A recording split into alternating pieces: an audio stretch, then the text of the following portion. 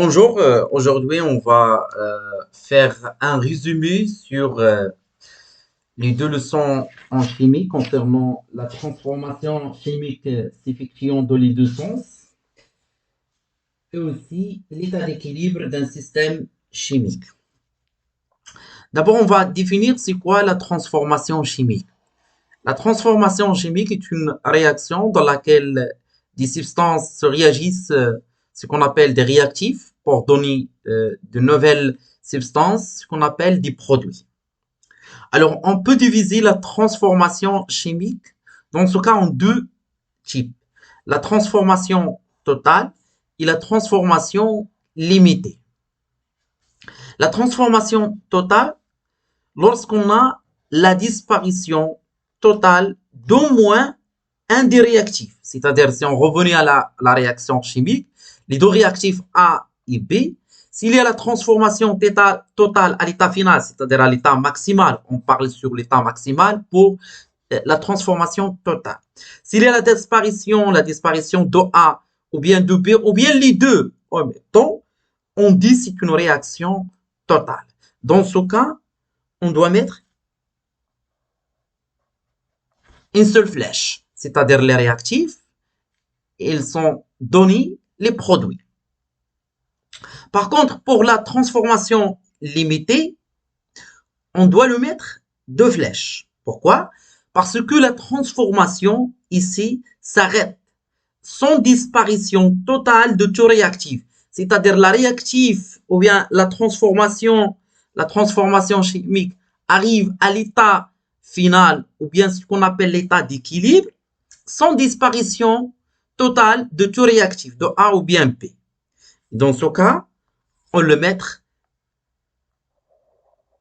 la deuxième flèche. C'est-à-dire, il y a le sens direct et le sens inverse.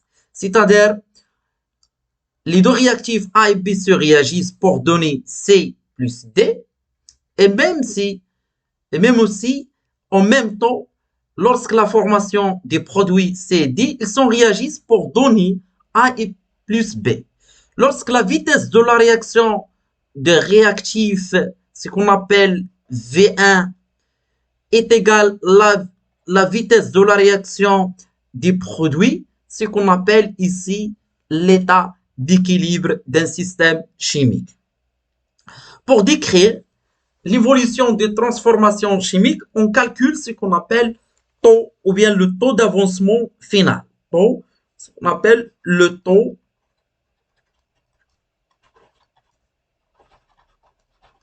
d'avancement final.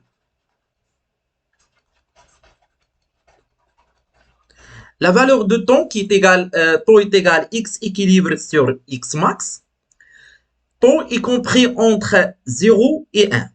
Lorsque taux est égal à 1, on dit que c'est une transformation totale. Dans ce cas, x équilibre est égal à x max.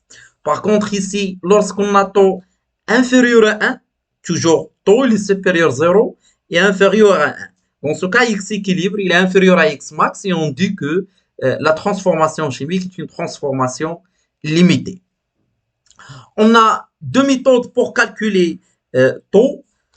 Calcul de temps. Première méthode, on va utiliser la valeur de pH de la solution. On définit pH d'une solution aqueuse. pH est égal moins log, c'est une fonction logarithme décimal de H3 au plus. Bien sûr, la relation est valable pour des concentrations qui est très faible. H3 au plus, de telle façon, la concentration de H3 au plus, il est inférieur ou est égal à 5 fois 10 à la puissance moins 2 mol par litre. Avec la concentration de H3 au plus, il est donné en mol par litre.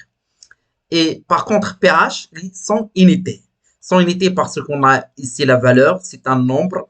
Donc, pourquoi? Parce que pH est égal moins l'angle de l'activité. Mais pour notre cas ici, à ce niveau-là, on définit pH est égal moins log de H3 au plus. Avec la concentration de H3 au plus, il est donné en mol par litre. Et pH, il est sans unité comme vous avez. C'est déjà.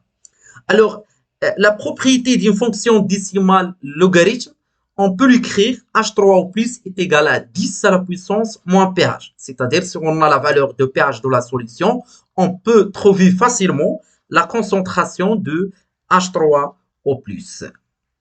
Voilà la première méthode de calcul, le taux d'avancement final. On a la deuxième méthode que nous avons utilisée ici, l'utilisation de la conductivité électrique de la solution. On définit déjà la conductivité électrique de la solution par la relation suivante. Sigma est égal à la sommation de lambda I fois xi. Avec lambda I représente la conductivité molaire ionique, il est donné en Siemens mètre carré mol moins 1. Et xi, la concentration molaire effective de l'ion en mol par litre. Faire attention ici, il faut avoir ici, on a Siemens mètre carré, on a le mol par litre. Le mol par litre, c'est un soit de convertir en mol par mètre cube pour homogénéiser les unités. Alors, pour décrire aussi l'évolution d'une transformation chimique, on a besoin de ce qu'on appelle le quotient de la réaction, QR. Et le quotient de réaction, il est donné par la relation suivante qui est égale le produit de concentration de réactifs, C à la puissance C, fois D à la puissance D sur A à la puissance A, B à la puissance B. Alors, ici, par exemple, si on a la réaction de l'acide méthanoïque HCOH avec H2O, c'est aqueuse, l'eau en liquide, HCO- aqueuse plus H3O+.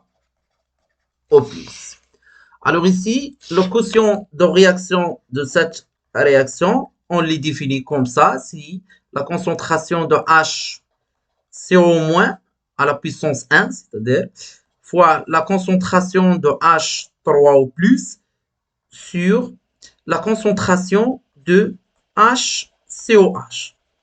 Notez ici que la concentration de H2O, comme ça H2O, voilà, on doit le mettre si la valeur de 1. Et même chose ici, si on a dans la solution en espèce chimique dans l'état solide, on le mettre, on va donner la valeur 1 dans l'expression de la quotient de réaction. Lorsque le système chimique arrive à l'état d'équilibre, on introduit une nouvelle constante, s'appelle la constante d'équilibre K, qui est égale quotient de réaction à l'état d'équilibre. Donc, je dois ajouter les concentrations à l'état d'équilibre. Notez que K ne dépend que de la température. C'est très important ça. Il ne dépend pas de la concentration initiale, c'est-à-dire de l'état initial du système chimique. Voilà un résumé qui est bref et très important pour les deux leçons concernant la transformation chimique effectuée dans les deux sens et l'état d'équilibre d'un système chimique.